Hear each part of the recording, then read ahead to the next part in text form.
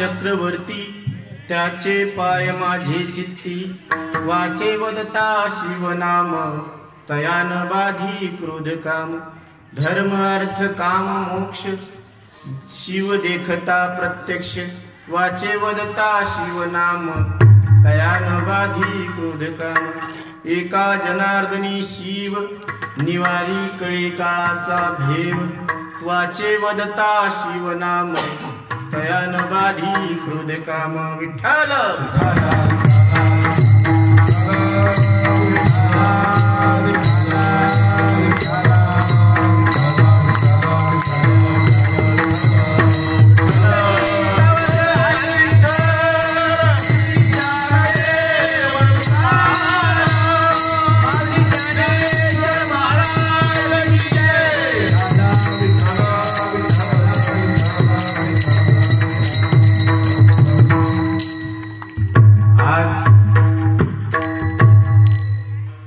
महाशिवरात्रीच्या पवित्र पावन प्रसंगी आणि अशामध्ये चालू असलेला जो कुंभमेळा आहे या कुंभमेळ्याचं पावित्र्य साधून शिवरात्री या पावन घटिकेला आज आंबा या गावा ठिकाणी परतूर तालुका जिल्हा जालना सुंदर अशापैकी शिवालय स्थापन करण्यात आलेला आहे आणि जिथे शिवालयाची स्थापना होत असते त्या ठिकाणी महाशिवरात्री सारखे पवित्र कार्यक्रम व्हायलाच पाहिजे का कारण निस्ता देव आणला मांडला पण त्याच्या समोर त्याचं काही गीत गायन व्हायला पाहिजे काही त्याची चर्चा व्हायला पाहिजे त्याच्याबद्दल काही बोललं गेलं पाहिजे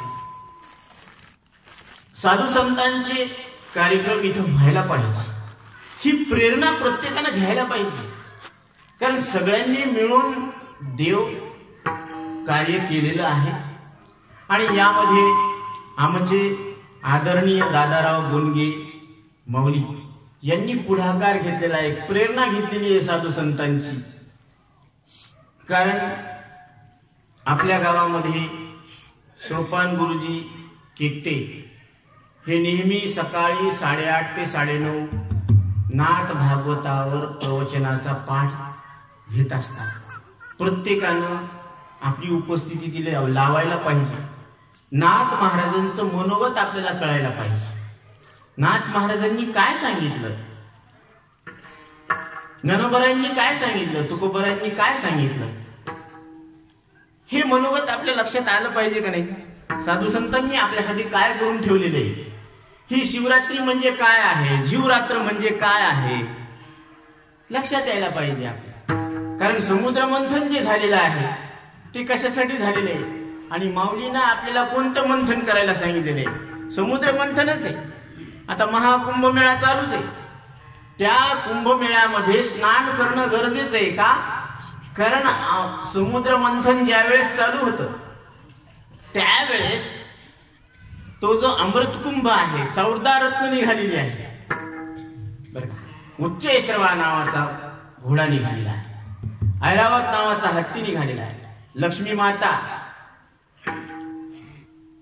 आपली गोमाता, सगळ्या इच्छा पूर्ण करणारी कामधेनू माता आहे ती निघाली, लक्ष्मी माता, कौस्तुभ मणी निघालेला आहे.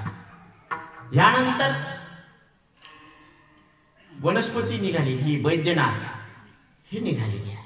कारण सगळ्या रोगातून मुक्तता हे वैद्यनाथ निघालेले आहे.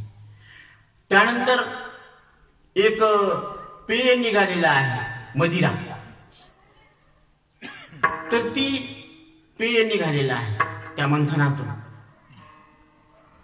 अशी 14 प्रकारचे रत्न निघालेले आहे आणि हलाहल नावाचं विष सुद्धा निघालेलं आहे.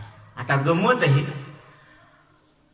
त्या मंदिराच्या पर्वताची रवी केली. आता ते खाली खाली वासुकी नावाचा सर्प आहे वेटाळा घातलेला, इकडून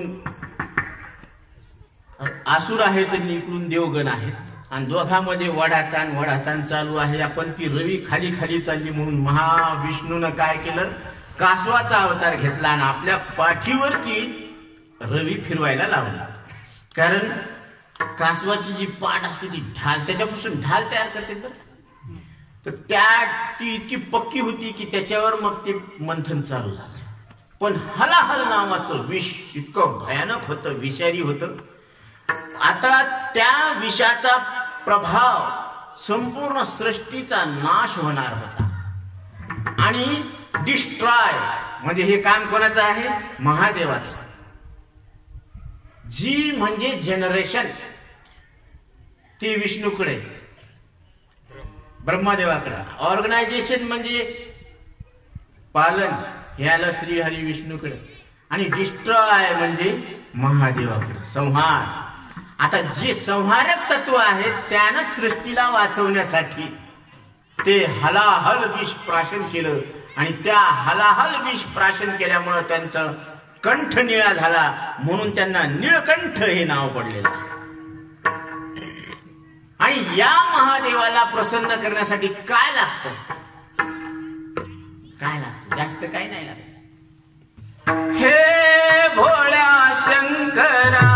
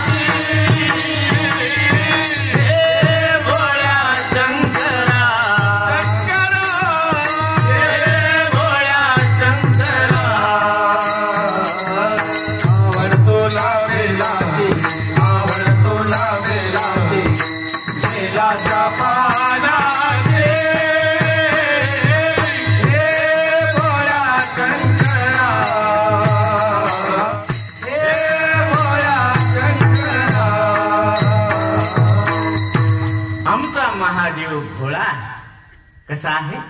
भोळा. कोणाला म्हणतात भोळ? व्यवहारामध्ये ज्याला 10 रुपये दिले आणि सांगितले की त्याला साखर आणायची. आता ते गेलं दुकानदाराकडे, ते म्हणले साखर द्या. किती रुपयाची?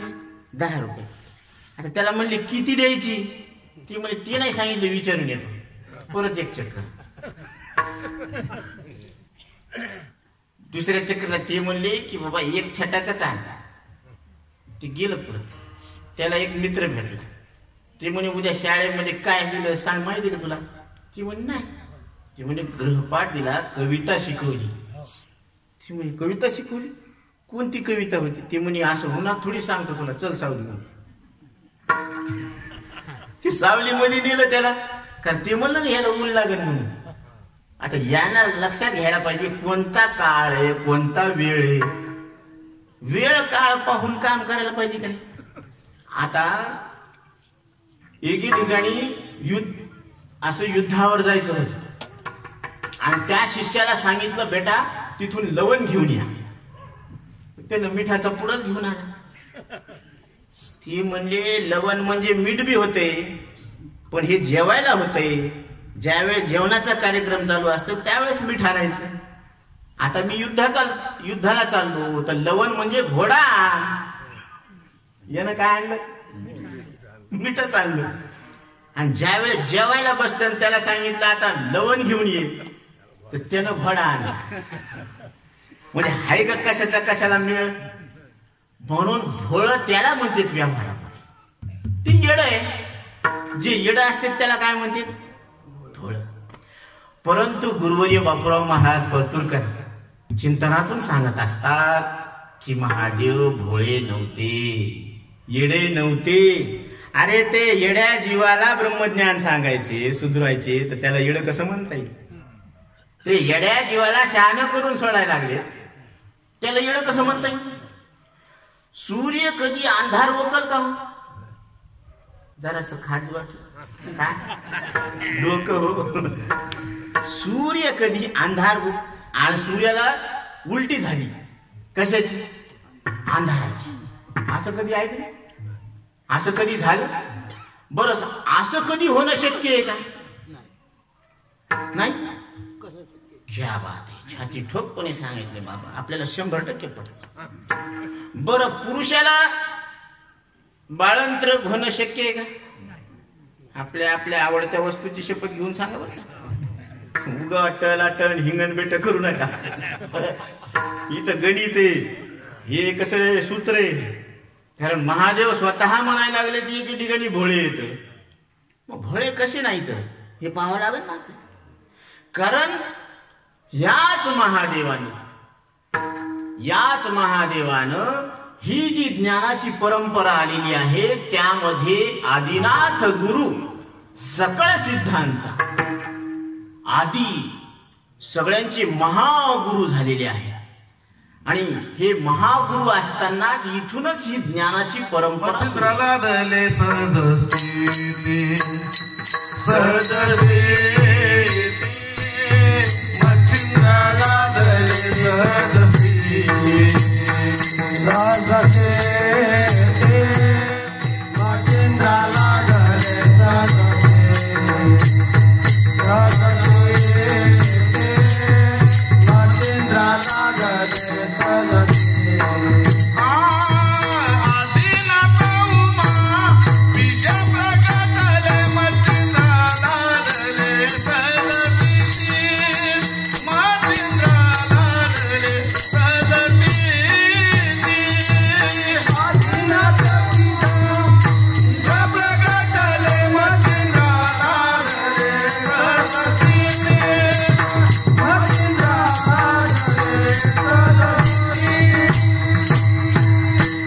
आदिनाथ उमा बीज प्रगटले महादेव कहे सुन पार्वती.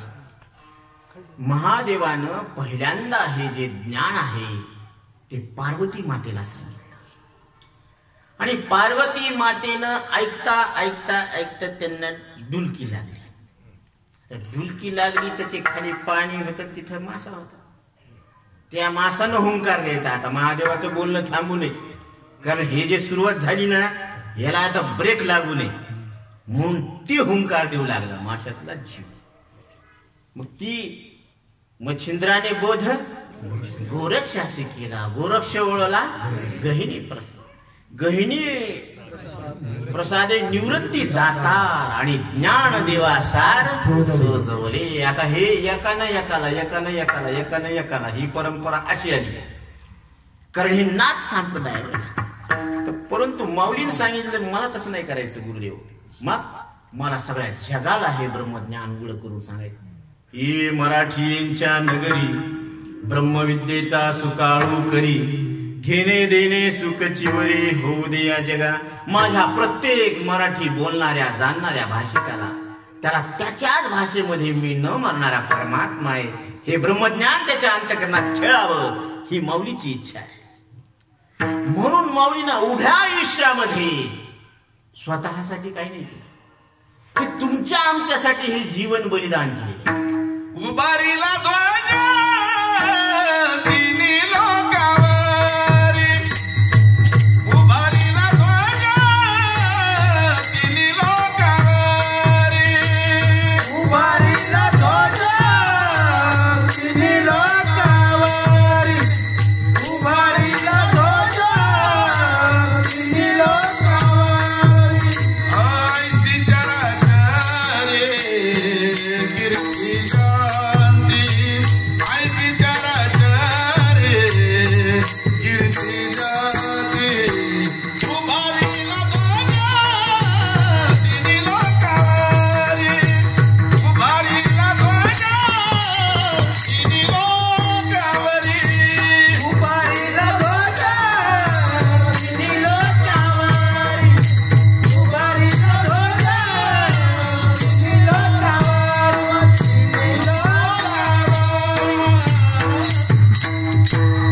उभारिला ध्वज तिन्ही लोकांवर, म्हणजे तिन्ही लोकांमध्ये अशी प्रतीती आलेली आहे. काय म्हणून आलेली आहे प्रतीती? की दिवसा सूर्य उजाडल्यामुळं दिवा लावायची गरज नाही. बरोबर आहे? हे प्रत्येकाच्या ठिकाणी नियम लागू होतो का कसा? सूर्य उगवल्यावर दिवा लावायची गरज नाही. तसं तिन्ही देव जैसे परब्रह्मीचे ठसे. हे तीन देव कोण आहेत?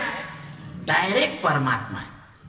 गुरुर ब्रह्मा गुरुर विष्णू गुरुर्देवो महेश्वरः गुरु साक्षात परब्रह्म तस्मै श्री गुरुवे नमः. गुरु म्हणजे साक्षात परब्रह्म आहे आणि हे तीन देव ब्रह्म आहेत, पण हे परोक्ष गुरु आहेत. पहा बर का, कारण ते डायरेक्ट तुम्हाला असं नाही सांगणार की तुला मरण नाही, तू देव आहे, डायरेक्ट नाही सांगणार. म्हणून डायरेक्ट सांगतात ते सद्गुरु आहेत. जे शिष्या ते सद्वस्तु ते मिळविती, तया ते श्रीकृष्ण सद्गुरु मानिती. म्हणून पहा ना, आपण ज्यांच्या संगतीत राहतो ना त्यांची संगत फार लवकर लागत असते. जसं कोणाला आता बिडी प्यायची सवय असते, आता ते एक झुरका एक झुरका एक झुरका म्हणून म्हणून आखी बिडी संपून जाते, तरी त्याचा झुरका संपत नाही. एक झुरका सुखाचा. बरं ते आवाज करू करू मस्त. आता एकाला अशी सवय लागली होती, ती म्हणे आता ते तोटा खायचा, हे त्याच्या संग संग राव राव, ती म्हणे एकदा खाऊन बघा ना कसं काय काय लय चवीनं खाते ते, हे काढा असं असं करा, असा असा आवाज. मग ते परत आता तिला राहता राहता त्याच्या संग ढवळ्या शेजारी पवळ्या बसला, वान नाही पण गुण लागला.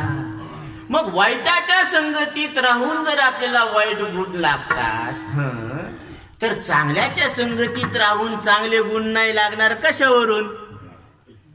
बैसता संताचे संगते, बैसता संताचे संगते, बैसता संताचे संगते, बैसता संताचे संगते.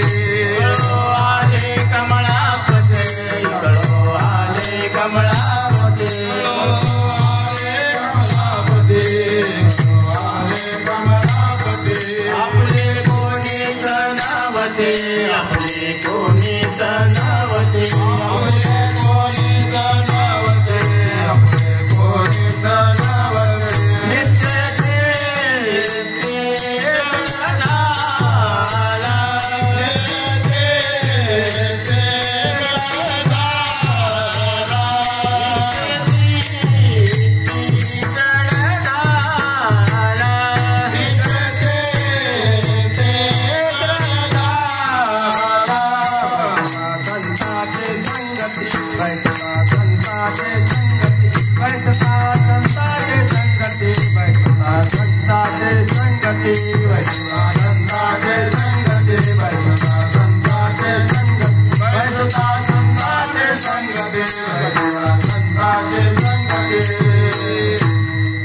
दिसता संताचे संगती, कळो आले कमळापती.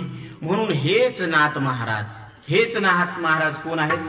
महाविष्णूचा अवतार, सखा माझा ज्ञानेश्वर, ज्ञानोबरांचा अवतार, श्री साक्षात श्रीहरी विष्णू. भानुदासाच्या कुळी महाविष्णूचा अवतार. त्याच देवानं तुमच्या आमच्यासाठी आपल्या भाषेमध्ये नाथ भागवताची रचना करण्यासाठी नाथ महाराजांचा अवतार धारण केला. आणि त्यांनी तुम्हाला आम्हाला मराठी भाषेमध्ये नाथ भागवताची रचना केली. आणि त्या रचनेमध्ये हे सांगितलेलं आहे. काय सांगितलेलं आहे? की आमचे शिव बाबा भोळे आहे. आमचा शिव कसा आहे? भोळा आहे. शिव म्हणजे काय? शिव शब्दाचा अर्थ कल्याण स्वरूप परमात्मा आहे. आणि प्रत्येक जीवाला तीच इच्छा आहे, माझं कल्याण व्हावं, माझं कल्याण व्हावं.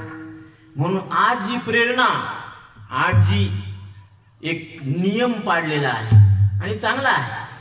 आज आमचे आदरणीय बोनगे दादाराव महाराज बोनगे यांनी ही जी परंपरा घातली की प्रत्येक दर शिवरात्रीला इथं कीर्तन व्हायला पाहिजे, अन्नदान व्हायला पाहिजे. कारण अन्नदान हे सगळ्यात श्रेष्ठ दान आहे. आणि त्याच्याही वरच ज्ञानदान परायणम ही आपली परंपरा आहे. रंगनाथ महाराज परभणीकर, विनायकम गुरुम नौमे साखरे नाम विश्रुतम, येषां चरण सानिध्यात जीवा मुक्ता भवन्ति. जीवाला मुक्तीला लक्षात आणून देणारी ही ज्ञानाची परंपरा, ज्ञानदान परायणम. आता काही भप हरिभक्ती परायण ते त्याच्यामध्ये निष्णात आहे. तसं हे ज्ञानदान करण्यामध्ये परायण आहे. म्हणून हे आपणा सारिखे करीती तात्काळ, नाही काळ वेळ दया लागी. म्हणून अहम देवनी शंभू शांभवी झाला. अहम जाळावा लागतो, मग शंभू शांभवी होत असतो. अहंकार गेला तुका देव झाला, तुका देव झाला, तुका म्हणे देव झाला. अहंकार गेला तुका म्हणे देव झाला, तुका म्हणे देव झाला, तुका म्हणे देव झाला.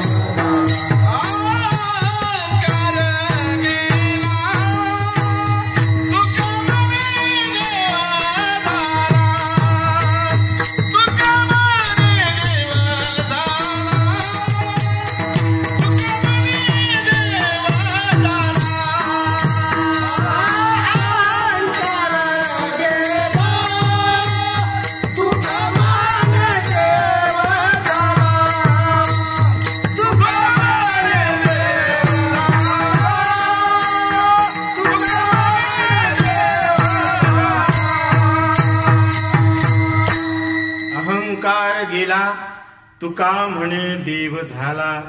म्हणजे देव पहिलाच होता, आतापर्यंत म्हणता आलं नाही. का? कारण याला अहंकार होता. अहंकार म्हणजे अहम आकार, मी आकारवान आहे, अशी जी अंतःकरण वृत्ती आहे त्याला काय म्हणायचं? अहंकार. पोरग लय चांगलं होतं, पण जेव्हापासून लग्न झालं ना, ऐकूच नाही. माईचं ऐकणं, बापाचं ऐकणं, तिथं जाऊ दे आता वृद्धत्वामुळं, पण दादाचं बी ऐकणं नाही. बोनगे दादाचं बी ऐकणं. काय करावं? मग त्याला लक्षात आलं की बाबा ह्याचं लगीन झालं, ह्याला एक बायको आली आणि हे बायकोचं ऐकायला लागला. बायकोचं ऐकणं चांगले, पण सगळंच ऐकावं का? हे सगळंच ऐकायलं ना. ती काय म्हणे, हे पहा तुम्ही माझे प्राणपती. ती म्हणे हो. आणि मी तुमची धर्मपत्नी. ती म्हणे हो, हे बी बरोबर. मग तुम्ही आता इथंच बसा. ती म्हणे तुझ्या समोर बसल्यावर मी आता कवा जाऊ मार्केटमध्ये, कवा काम करू, कवा पैसे कमवून आणू, हे असं बसून जमत नाही ना तिथे. मग तसं त्या वृत्तीला सगळे काम आहेत ना. हे डोळ्याद्वारे रूप पाहायचं, कानाद्वारे शब्द ऐकायचा, नाकाद्वारे गंध घ्यायचा, हे 5 इंद्रियाद्वारे 5 विषयाचे काम करावं लागेल ना तिला. ही तिथंच कसं बसत. आणि सांगा राया आता मी कशी दिसते, असं इथं समोर बसून नाही जमणार ना. मग तिला काम करावं लागेल. तसं ती तुम्हाला म्हणल्यावर तुम्ही तिथं बसतान का, कारण तुम्हाला काम आहे. तसं सगळंच ऐकू नये आणि सगळंच जे अर्थी हे ऐकायला लागलं. बस म्हणलं की बसायला लागला, उठ म्हणलं की उठायला लागला. याला मराठीमध्ये एक शब्द आहे बाईल बुद्ध्या. काय म्हणते, जे बायकोचं समजच ऐकत ना त्याला बाईल बुद्ध्या म्हणते. मग रंगनाथ महाराज परभणीकर वेदांत केसरी गुरुवर्य बापूराव महाराज परतूरकर नेहमी चिंतनातून सांगत असते की ते असं सांगायचे की बायको असावं पण बायकोच्या अधीन नसावं. क्या बात है. तसं बुद्धी असावी पण बुद्धीच्या अधीन नसावं. विठ्ठल विठ्ठल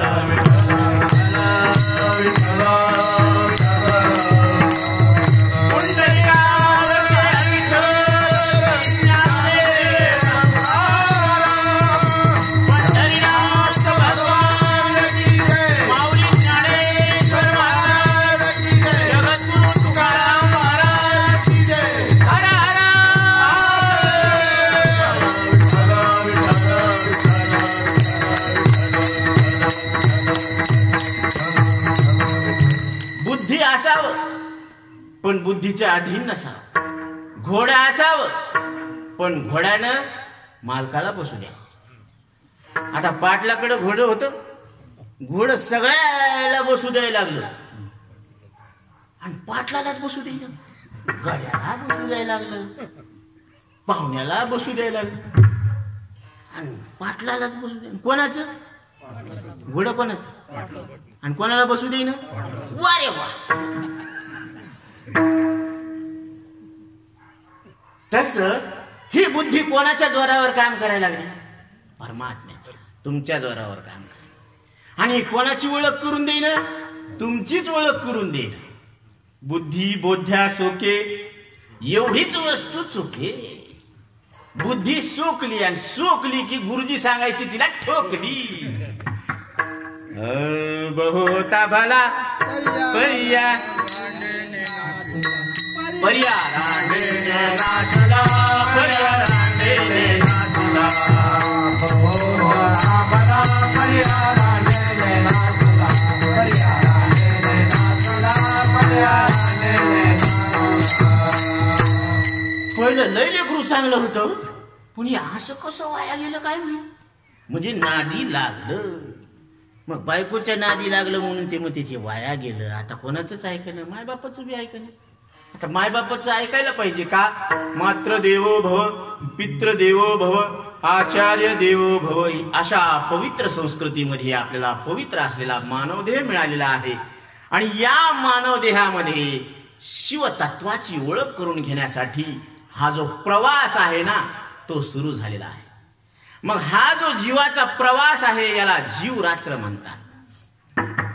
मानव तन मोल रे, इसे मिट्टी में ना तोल रे, अब तो मिला है फिर से मिलेगा, कभी नहीं कभी नहीं कभी नहीं रे.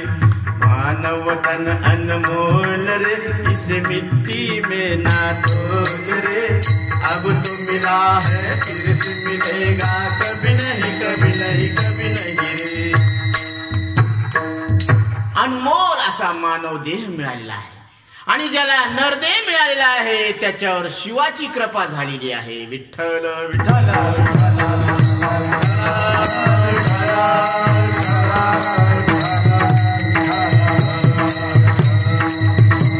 म्हणून ज्याला ज्याला नरदेह मिळालेला आहे त्याच्यावर शिवाची कृपा डायरेक्ट झालेली आहे. म्हणून त्यानं नाराज राहायचं काम नाही. संसारातली एखादी वस्तू आपल्याला नका का मिळेना परंतु नाराज व्हायचं काम नाही. कारण कोणालाही किती जरी मोठं दुःख असलं तरी ते दुःख साधू संतांच्या संगतीत येऊन त्याचा निवाडा करायला पाहिजे.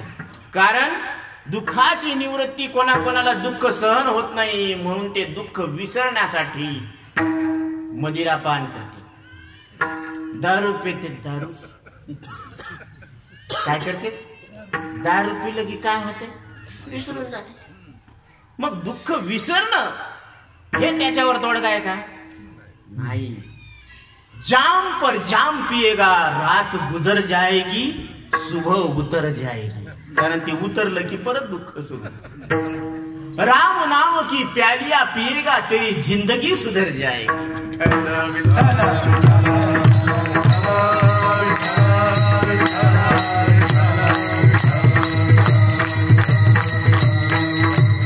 ये काय एक एक घोट, एक एक घोट, दो घोट, दो घोट. हे 2 घुटासाठी एवढे हापापले डखाळ्या कुत्र्यावानी पाहायला लागले. अरे इकडे पहा ना, हे घुट घेऊन पहा. राम नाम की प्यालिया पिएगा, तेरी जिंदगी सुधर जाए. कारण हे असा आनंद आहे बरं का. हे असा आनंद आहे, जंगल में रहो या बस्ती में, जंगल में रहो या बस्ती में, जो रहता है शिव जी के मस्ती में, 4 चांद लग जाते हैं उसके हस्ती में. विठ्ठल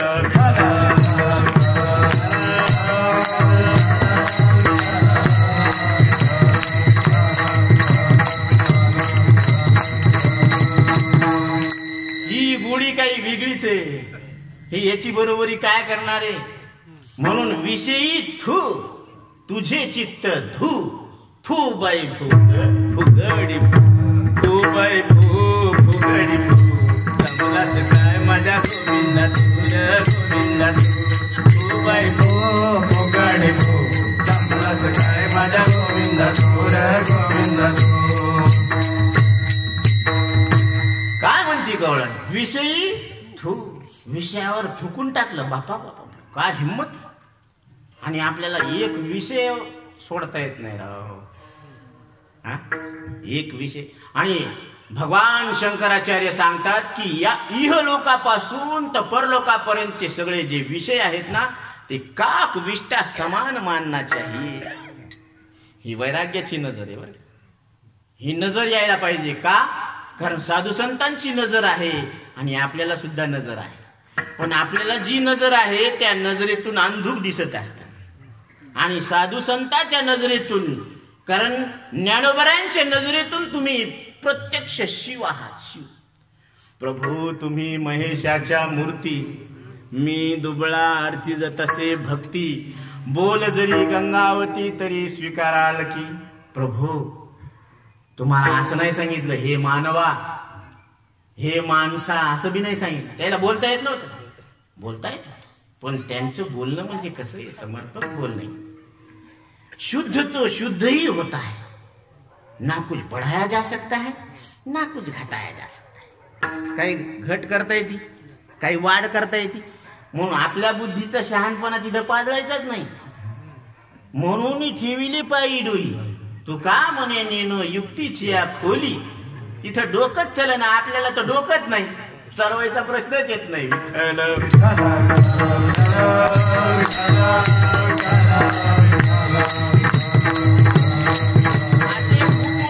पीएचडी करणारे पडलेले तर गल्ली बोळाने फिरायला लागले. तरी साधू संतांचं मनोगत लक्षात घ्या. माऊलीचं मनोगत आहे, प्रभू तुम्ही महेशाच्या मूर्ती. इथं प्रत्येक जण बसलेला कोण आहे? साक्षात शिव आहे. शिव कोण आहे? तुम्ही ना जातीचे ना कुळाचे ना, जात नाही, कुळ नाही, वंश नाही, ना काळेत ना गोरेत, ना स्त्री आहे ना पुरुष आहे. बर का? कोण आहेत तुम्ही? साक्षात महादेव आहेत. महादेव प्रभू तुम्ही महेशाच्या मूर्ती, मी दुबळा अर्जित तसे भक्ती. मी तुमची भक्ती करायला लागलो. माझे बोबडे बोल आहेत. हे एखादा बोल इकडे तिकडे पडला तरी स्वीकार कराल की, तरी याचा तुम्ही स्वीकार कराल ना. एवढं नित्तळ प्रेम, एवढं पारदर्शी प्रेम जगाच्या पाठीवर कुठंच पाहायला भेट नाही. म्हणून ही माऊली, हिला आई म्हटलेलं आहे. ही ज्ञानही आहे, ही तुमची आमची जगाची आई आहे आणि ती आई आपल्या लेकराचं कोणत्याही आईला वाटतं की ज्ञानाबाई माझी अनाथांची माया, ज्ञानाबाई माझी अनाथांची माया, ज्ञानाबाई माझी अनाथांची माया, ज्ञानाबाई माझी अनाथांची ज्ञानाबाई माझी अनाथांची माया, ज्ञानाबाई माझी अनाथांची माया, ज्ञानाबाई माझी अनाथांची माया, ज्ञानाबाई माझी अनाथांची माया. एका जनार्दनी पाया वंदित असे, एका जनार्दनी पाय वंदित असे, ज्ञानाबाई माझी अनाथांची माया, ज्ञानाबाई माझी अनाथांची माया. जनार्दनी पाया वंदित असे, एका जनार्दनी पाया वंदित असे, ज्ञानाबाई माझी अनाथांची माया, ज्ञानाबाई माझी अनाथांची माया, अनाथांची. म्हणून ज्ञानोबराय सांगतात, प्रभू तुम्ही महेशाच्या मूर्ती, तुम्ही साक्षात महादेव आहे. म्हणून इथं प्रत्येक जण कोण आहे? हर हर महादेव. प्रत्येक जण बसलेला साक्षात महादेव आहे. तुम्हाला पटतं काय? उग असं असं करायचं नाही तर असं असं करायचं. हा म्हणजे तुम्ही आता इथं महादेव आहेत हे तुमच्या सत्सद्विवेक बुद्धीला पटलं पाहिजे आणि हे पटवून देणं इथं उभं टाकणाऱ्याचं कर्तव्य आहे. विठ्ठल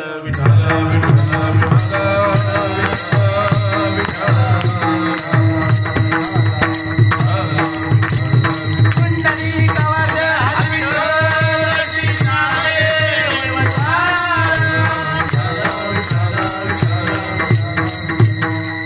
कारण यालाच कीर्तन म्हटलेलं आहे. कीर्तन चांग होय अंग हरिरूप. ऐकणाऱ्याला असं वाटायला पाहिजे की मी हरी आहे. आणि माऊली तेच सांगायला लागले, तुम्ही कोण आहात? महादेव आहात. न तुम्ही जातीचे आहेत, ना कुळाचे आहेत, ना वंशाचे आहेत, ना वर्ण आहेत, ना आश्रम आहेत. म्हणून हस्तामलक सांगतात. काय सांगतात? नाहम मनुष्यो न च देव यक्षो न ब्राह्मण वैश्य शूद्रा न ग्रहीण वानप्रस्थ.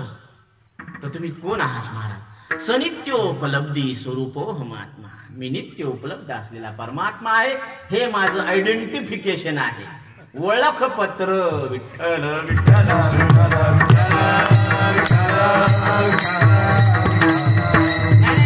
तुम्हाला कॉलेजमध्ये जात असताना ह्या मुलांना दिलं असेल ना प्राचार्यांनी ओळखपत्र, आयडेंटिटी कार्ड. तसं भारत सरकारनं तुम्हाला आधार कार्ड दिलं ना. ते तुमचा आधार का तेच आधार आहे? तुम्हीच त्याला आधार आहे की मग ते ह्याचा आधार, म्हसोबाचा आधार घ्या. आता ते म्हसोबा आहे का तुम्हीच त्याला म्हसोबा केलं? मग ते तुमचा आधार का तुम्हीच त्याचे आधार? ते तर सगळं आधारच आहे ना. आधार बियलही नाही. ही कव्हा कुठून खुडायला लागली, कारण ह्याला शेंडा नाही बुड नाही, हे मधातच दिसायला लागलं ना. तसं विश्व हे आता मधातच दिसायला लागलं का पहिलं होतं? पहिलं काय होतं? पहिलं शिव होतं. आता काय आहे? शिवच आहे. आणि नंतर काय राहणार आहे? कारण ही जी शिवरात्रीची कथा आहे ना, ही कथा प्रत्येकानं ऐकायला पाहिजे. कारण ही जी कथा आहे तर आजच्या दिवशी म्हणजे शिवरात्रीच्या दिवशी साक्षात महादेव महान अशा लिंग स्वरूपामध्ये प्रगट झाले. हे लिंग जे आहे ना, शिवलिंग आपण ज्याला म्हणतो, शिवलिंगाच्या स्वरूपामध्ये महादेव प्रगट झालेले आहेत आजच्या घडीला शिवरात्रीला. आणि ते लिंग ते पाहायला गेलं तर याचा आरंभ बी सापडन आणि अंत बी सापडन. काय करावं गडे आता? मग ते श्रीहरी विष्णू आणि ब्रह्मदेवानं त्यांचं काय केलेलं आहे? पूजन केलेलं आहे. म्हणून या दिवशी शिवलिंगाची पूजा करत असतात. रात्रभर भगवंताचं नामस्मरण करतात. का? कारण ते हलाहल विष पेल्यानंतर कंठामध्ये आग होऊ लागली आणि सगळ्यांनी सांगितलं की आता भगवंताला थोडस आराम करू द्या आणि तुम्ही ती दाह कमी होण्यासाठी भगवंताचं नामस्मरण करा, गायन करा, त्यांच्या नामाचा जयघोष करा. म्हणजे काय होईल? इकडं दाहकता कमी होईल. म्हणून इकडं सगळे वारकरी वैष्णव जमले आणि त्यांनी जेच नामघोष चालू केला. तर त्या नामघोषामुळं काय झालं माहिती? नाम तुझे रे, नाम तुझे रे, नाम तुझे रे नारायणा. फोडी पाशानाला पाना, फोडी पाशानाला पाना. नाम तुझे रे, नाम तुझे रे, नाम तुझे रे नारायणा. नाम तुझे रे नारायणा. फोडी पाषाणाला पाना म्हणजे दगडाला पाझर फोडण्याची ताकद या नामात आहे. तरी इथं तर अंतकरण उपाधी आहे, पाझर नाही फुटणार. असं रात्रभर भगवंताचं नामस्मरण चालू होतं. वैष्णवांचा मेळा, जिकडं तिकडं हरिनामाचा गजर, हरिभजनी हे धवळीले विश्व, चुकविला लाभ कळी काळाचा. रात्रभर भजन पूजन कीर्तन चालू झालं आणि इकडं महादेवाची तसतशी ही दाहकता शांत व्हायला लागली. आणि सकाळ झाल्यावर पाहिलं तर भगवंत काय झाले? ते सगळं जी दाहकता झाली ती क्लिअर कट झाली. आणि भगवंत आशुतोष राणा सगळ्यावर प्रसन्न झाले आणि त्यांनी त्यांना आशीर्वाद दिला, अभयत्व प्रदान केलेला आहे. म्हणजे आता त्यांना मृत्यूची भीती राहिलेली नाही. कारण ही देवताच कोणाची आहे? मृत्यूची आहे. कारण हे संहार करणं यांच्याकडे खातच कोणतं आहे? डिस्ट्रॉय, नाश करणं.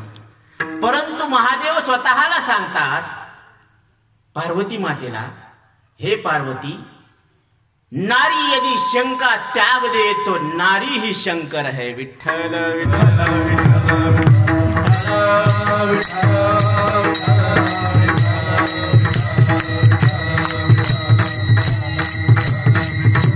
मग गरज कशाची आहे?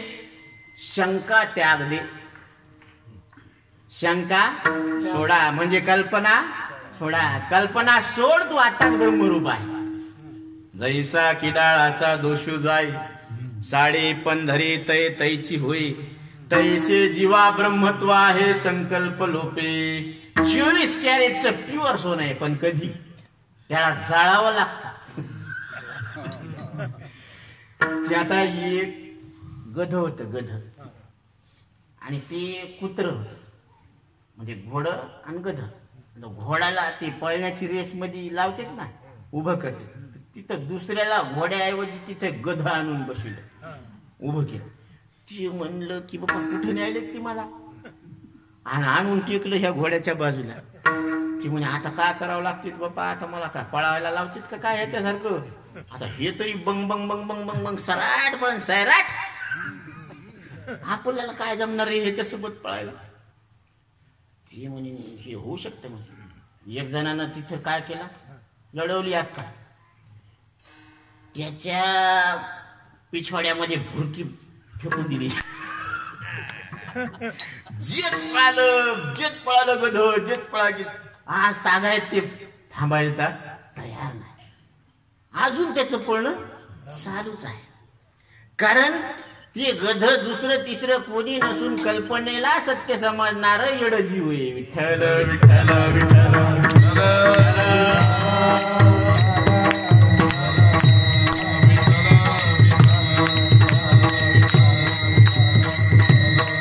तिकडं पाहायचं काय? आराम नाही वरी, कारण त्याला नरदेह मिळाला पण त्यांनी आलेला चान्स गमावून टाकला.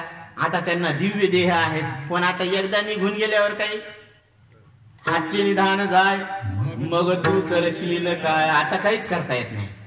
पण आता इथून हे जंक्शन स्टेशन आहे बरं का, इथून पाप करून खाली जाता येतं, पुण्य करून वरी जाता येतं आणि साधू संतांच्या संगतीत राहून मोक्ष सुद्धा प्राप्त करून घेता येतं. निदान लागले हाती उत्तम सार उत्तम गती देव हो मनती होती कैकाची धरावे.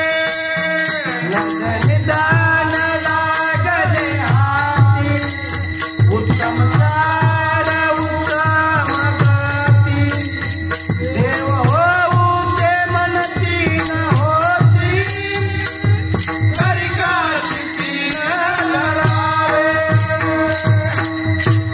नरदेह निधान लागले हाती उत्तम सार उत्तम गती देवची हो म्हणती ते होती तरी का चित्ती न धरावे. मग इथं आपल्याला आपलं दिव्यत्व लक्षात घेता येत नाही का आपण मनावर घेत नाही, मनावर घेत नाही. मनावर घेत नाही म्हणल्यावर हे काहीच मनावर घेत नाही का, चांगदेवासारखे कोरेच आहेत का सगळे, हे अशा पाट्यात चोपड्या झाल्या काही उमटायला तयार नाही का, बी नाही क बी नाही, अशा शिकण्या चोपड्या पाट्या झाल्या नाही. मग हे मनावर घेत नाही का, हे मनावर घेत नाही. साधू संतांचं बोललं, आता हे घर बांधलं मनावर घेतलं तवाच बांधलं ना, हा लग्न केलं मनावर घेतलं तवाच केलं, लेकरं झाले मन, म्हणजे सगळ्या गोष्टी मनावर घेतल्यावरच झाल्या नाही. मग हे गोष्टी मनावर घेतल्यावर होणार नाही का आपण मनावर घेत नाही, मनावर घेत नाही. मग मनावर घ्यायला बाकी राहिलं का अजून काही करायचं राहिलं, मनावर घ्यायचं. आणि कुणी कोणाचं घ्यायचं, हे कुणी कोणाचं नाही घ्यायचं, हे ज्याचं त्यानंच घ्यायचं. आपली आपण करा सोडवण कारण कुणी द्यायला मी म्हणलं. म्हणून नाथ महाराज एके ठिकाणी खुलासा करतात बरं का, कारण आपल्याला हे शॉर्टकट मध्ये घ्यायचं. देह अचेतन मळे तयासी बंधन केवीगडे नाथ भाग. देह कसं आहे, अचेतन आहे, मळ आहे. कोणाचं बी कुठं बी कवा बी कधी बी, कोणाचं बी कधी बी कुठं बी देह काय आहे, मळ आहे. फक्त डिक्लेअर करत नाही, श्वास आहे म्हणून. आणि याच्यातला एकदा श्वास निघून गेला, उड जाएगा एक दिन पंची रहेगा पिंजडा.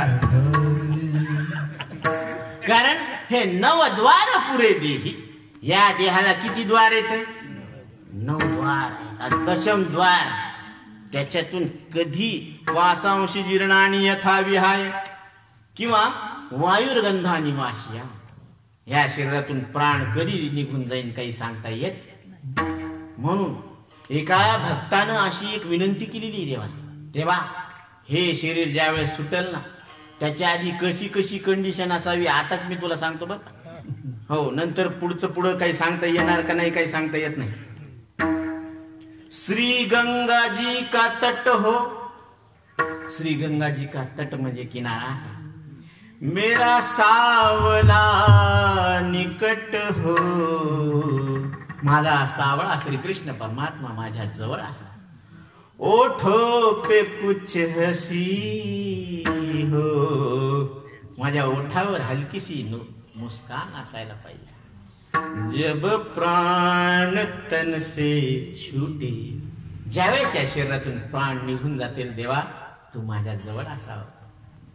एक भक्त की है अर्जी, आगे तुम्हारी मर्जी, जब प्राण तन से छूटे. ज्यावेळेस या शरीरातून कुडीतून प्राण निघून जातील त्यावेळेस असं व्हावं असं मला वाटतं. आता तुला जसं वाटेल तसं तू कर, तुला करायचं तर कर, नाही तर मग आमचं तर जसं आहे तसं व्हाय, आगे तुम्हारी मर्जी. म्हणून या मनुष्य देहामध्येच विनश्यस्वा विनश्यंती, विनाशी शरीरामध्ये आपण अविनाश परमात्मा असं लक्षात घेतो. नाशिवंत देता ब्रह्म येती हाता ऐशियाची कथा पुराणात. म्हणून हे जे 12 ज्योतिर्लिंग आहेत ना, ह्या 12 ज्योतिर्लिंगाची रात्रभर कथा ऐकावं लागते. पण आपण दिलेल्या वेळेमध्येच कथा पूर्ण करणार. रात्रभर वेटिंगला नाही लावणार. विठ्ठल विठ्ठल